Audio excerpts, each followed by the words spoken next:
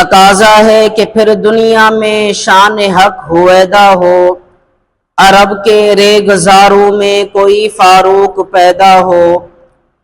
تقاضا ہے کہ پھر دنیا میں شان حق ہویدا ہو، عرب کے ریگزاروں میں کوئی فاروق پیدا ہو۔ مساوات و عدالت کا زمانے بھر میں چرچا ہو، وہی برق تجلی پھر افق پر آشکارا ہو۔ بڑا غوغا ہے پھر کسر جہاں میں اہل باطل کا، بڑا غوغا ہے پھر کسر جہاں میں اہل باطل کا، کوئی فاروق پھر اٹھے تو حق کا بول بالا ہو۔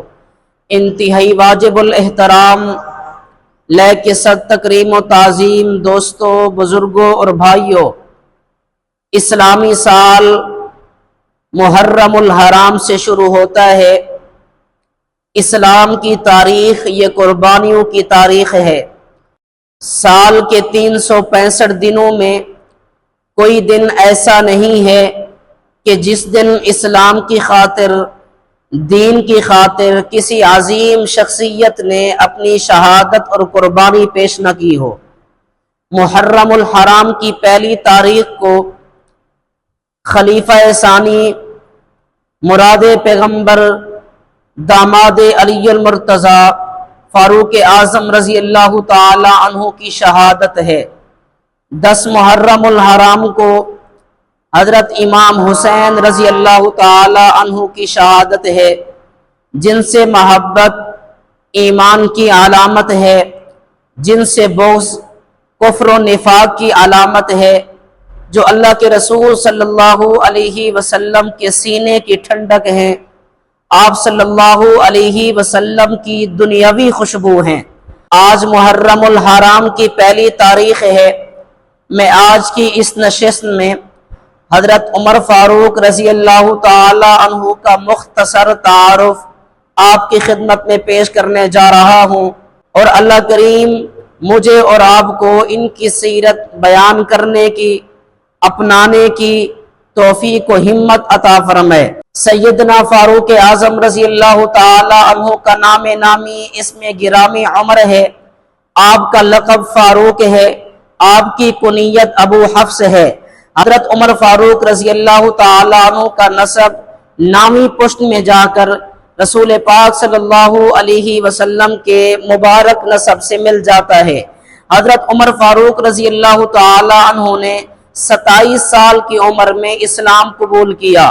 آپ سے پہلے تقریباً 40 مرد اور 11 عورتیں مشرف بے اسلام ہو چکی تھیں۔ حضرت فاروق اعظم رضی اللہ تعالیٰ عنہ کے اسلام قبول کرنے کا واقعہ آپ نے سنا ہوگا، میں مختصر آپ کی خدمت میں پیش کرتا ہوں۔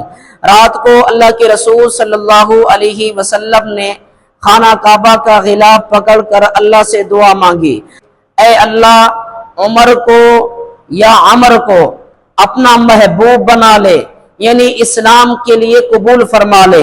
حدیث مبارک میں آتا ہے، اللہ کے رسول نے فرمایا، اللہم اعز الاسلام بعمر بن الخطاب او عمر بن ہشام، اے اللہ اسلام کی عزت کے لیے عمر بن خطاب عطا کر دے یا عمر بن ہشام عطا کر دے۔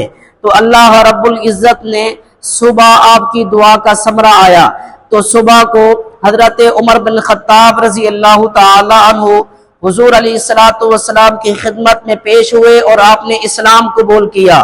جب عمر نے اسلام قبول کیا تو اس وقت مشرکین نے کہا کہ آج عرب 2 حصوں میں تقسیم ہو گیا، یعنی آدھی طاقت حضرت فاروق اعظم رضی اللہ تعالی عنہ تھے۔ اس قدر جری اور بہادر انسان جب عمر نے اسلام قبول کیا تو اس وقت حضرت جبریل امین اللہ کے رسول کی خدمت میں پیش ہوئے اور عرض کیا، اے اللہ کے رسول، عمر کے اسلام لانے پر آسمان کے سارے فرشتے خوش ہیں۔ جب عمر نے اسلام قبول کیا تو اس وقت نعرہ تکبیر بلند ہوا، اور پھر مسلمانوں نے بیت اللہ شریف میں کھلے عام نماز ادا کی۔ پھر اس کے بعد حضرت عمر رضی اللہ تعالیٰ عنہ نے تلوار کو لیا، تمام مشرکین کے سرداروں کو خطاب کر کے کہا، اگر کسی میں ہمت ہے، اگر کسی نے اپنی بیوی کو بیوہ کرانا ہے، اگر کسی نے اپنے بچے یتیم کرانے ہیں تو وہ اے مجھے عمر کو رو کر دکھائے، عمر ہجرت کر رہا ہے، تو کسی کے اندر اتنی ہمت اور جرت نہیں تھی۔ سب سے پہلے کلمہ تکبیر بلند ہوا عمر کے اسلام لانے کے وقت، سب سے پہلے مسلمانوں نے بیت اللہ شریف میں نماز پڑھی عمر کے اسلام لانے کے وقت۔ حضرت فاروق اعظم رضی اللہ تعالی عنہ نے تقریباً 22 لاکھ مربع میل پر اسلام کے پرچم کو بلند کیا۔ اس قدر عظیم انسان تھے۔ میں مختصر آپ کی خدمت میں پیش کر رہا ہوں، اکثر وہی حضرت عمر رضی اللہ تعالیٰ عنہ کے مشورے کی تائید میں نازل ہوا کرتی تھی۔ منافقوں کی نماز جنازہ کے متعلق اور ازواج مطہرات کے پردے کے متعلق، شراب کے حرام کیے جانے کے متعلق، مقام ابراہیم کو مصلی بنانے کے متعلق، اس کے علاوہ اور بھی بہت سارے مقامات ہیں۔ علماء کرام فرماتے ہیں تقریباً قرآن کریم کی 22 آیات ایسی ہیں۔ حضرت عمر نے زمین پہ بیٹھ کر اللہ کے رسول کو مشورہ دیا، اللہ نے آسمان سے قرآن کریم کی آیت بنا کر عمر کے مشورے کی تائید کر دی۔ اس قدر عظیم انسان تھے۔